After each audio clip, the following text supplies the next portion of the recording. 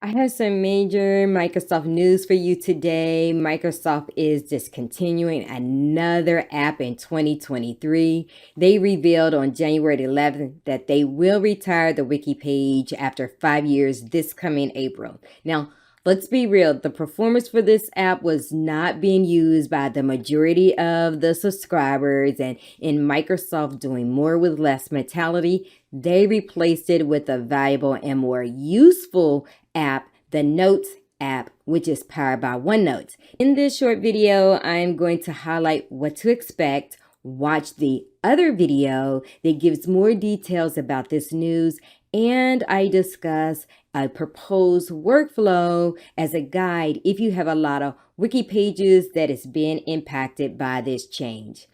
Hi, I am Teresa at Track Creation 4E, where we explore, experiment, and execute effectively.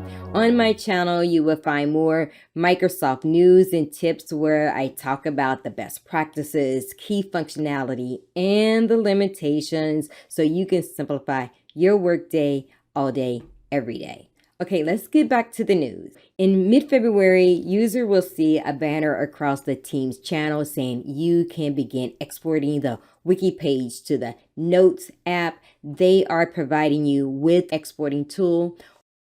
Once the Wiki page is exported, it is going to go into read-only mode, and the Notes page instantly will become live to all your channel members. For any new channels that you create, you're going to see the Notes app in top of the ribbon.